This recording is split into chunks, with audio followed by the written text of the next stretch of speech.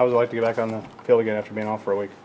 Good. Of course, it's warm, which is nice. I think with attrition and some freshmen not being here, we're a little thin, so we fatigue a little, get a little sloppy. And 12 days off, we did get them back Monday morning and ran them. And the way we're practicing, we had, an hour with them this morning and about an hour and 45, 50 with them this afternoon. So we're kind of splitting up the day to maximize the 4 hours and get off the field at 6 o'clock instead of super late. So a little fatigued, but it's good as a coach to get back. We got a lot of work to keep doing though. Everybody come back from spring break in the shape you wanted them. Yeah, when we ran the other day, there's a couple guys that struggle, and it's typically the same couple guys that just labor running. They aren't quite where you want yet, but in general, thought we had a good go at it. So, again, like today, I got to make sure as a coach, sometimes you're going through, you're trying to get a lot of work, you're trying to get a lot of drills, but sometimes you can do so much, then there's a fatigue factor. And with fatigue, a lot of sloppiness, and when you're working on techniques and timing and rhythm and fundamentals, there's a fine line between getting so many reps that's sloppy. At the same time, we're a young enough, not good enough team. It's like you need every rep. So as a coach, you got to sit back and look, are we doing too much in our world? Am I putting our guys in situations for practice to be positive or not? So it's one thing to sit here and say, I'd like for the kids to do better. But then as a coach, are we maybe asking too much, too many reps with, again, substitution numbers? I think we got about 9 offensive linemen going, a couple receivers, then 2 tight ends, you get 2 quarterback arms. So the numbers are, it's preseason, you throw those 20 out of freshmen, you throw about 10 more walk-ons out there, it'd be pretty good. Right now, you're a little thin. I got to be a little bit smarter how we manage practice time, I believe. We'll look at it and see. With the temperatures, I don't know what spring's like in Oklahoma, but this is record warmth here. Is that a Global factor? warming. Yeah, maybe. Could well be. Global warming. And it has to do with our air attack. And we don't need to ground chuck in the Big Ten. It's the aerial sort of thing. So we're excited about it. You guys are warming up the stratosphere? No, I just, I don't know. Good Lord, it kind of comes and goes. I kept saying last year, having spent 9 years in Oxford and 3 in Chicago, it's not this rainy and it's not this cold. Yeah. And I'm telling some guys this year, it's not supposed to be this warm. But, it's balances, it's average. I saw the average today is supposed to be 59 is the average. So, I'm well aware of and thankful for the weather. Same time as a coach, I'll be a little bit smarter with our reps because we need quality work. And today, first day out, 12 days out, not bad, a little rusty, a little thin. Got to look at my numbers and make sure we practice sharp Thursday leading into a Saturday scrimmage. Speaking of Saturday scrimmage, any particular goal there or any particular overriding goal there? In general, we got a little bit of slight tweak just with timing with the offense, just with passing game. So trying to have a little bit of pad level. Defensively, we're doing a little bit every day, getting ready for the Navy Wishbones. We'll do a full go segment of that because it's a scrimmage day, and we'll kind of be a scout team and rep that. We got to get ready for that, so we'll take advantage of that time. And as difficult as it will be prepared for that offense, you can't do it in 5 days. So we need to. We're actually teaching some of those concepts now with our defense to help us in that game. And it's a long way down the road, and there's a lot of important games, but it's a difficult task. So we'll look at that aspect.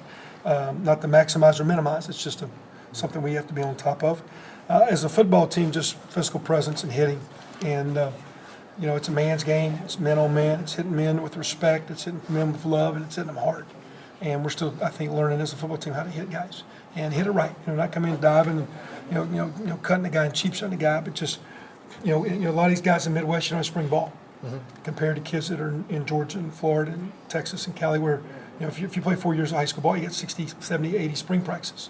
So we got guys that are 60, 70, 80 football days of their life of hitting. So I still think we have older guys who are still teaching the ability of striking and hitting. And we got to maximize the pad days without beating a football team up. It's with numbers as all teams are, a little thin in spring.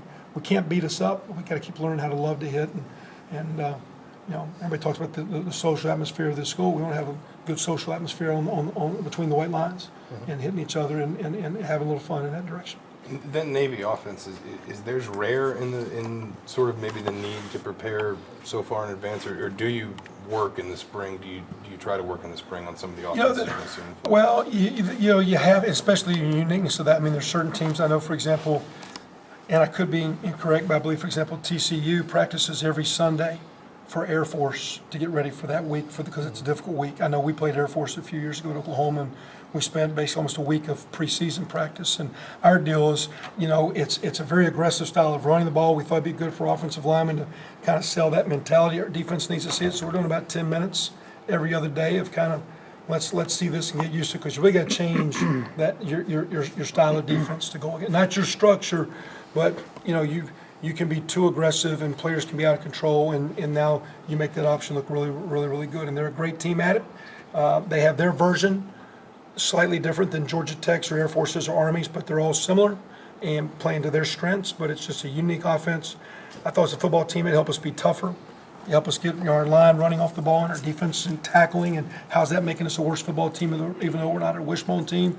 How would that hurt us? And then defensively, I think it would give us a much better chance to, so I think in the long run, it'll overall help us. And in the long run, that week won't be as difficult to prepare for in a short week.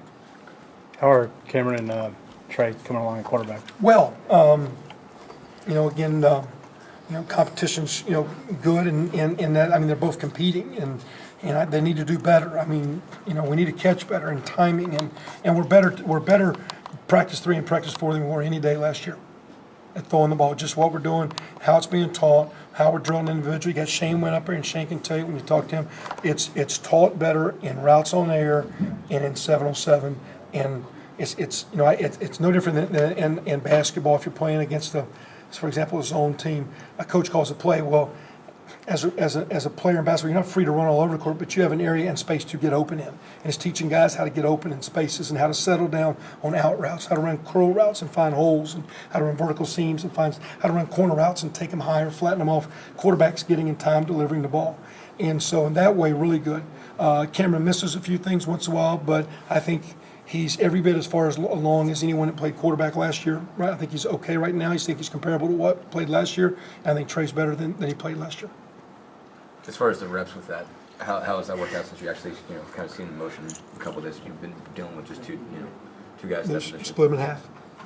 I figured that, but is There's a couple times where, and I've actually ventured in running drills that myself and Coach McCullough, Coach Luttrell, and Coach Edward play quarterback once in a while. That's not good to see, so that's why I got you guys. But they split it up, and it's good. It'd be nice again. We'll throw Nate coming in. Will definitely be in the mix, and we've actually got a couple guys we're pursuing. Can't talk about because they hadn't signed, so they're still recruitable guys. But some non-scholarship walk-on guys. We're working hard at several positions to help complement our team. You got to use those walk-ons, and as a state school building our team, we got to do a great job of walk-on recruiting.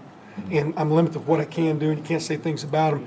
But it's a state school. I can't have every decent player. It's not a D1 guy going to small schools. We're a great school. A lot of those kids are Hoosiers. A lot of those kids want to be here. We got to show some opportunity with attrition. There's some numbers. Signing 7 junior college players. Those are maybe 7 high school spots. So when those guys graduate, if you're here doing well, you can flip in and be a walk-on rewarded. In our short time, we're awarded 8 or 9. So and moving forward, though, we got Nate coming in, and we got to work with walk-ons and walk-ons. We're working next year's recruiting, and we're working walk-ons pretty hard right now. Is that good? Yep. Appreciate it, man.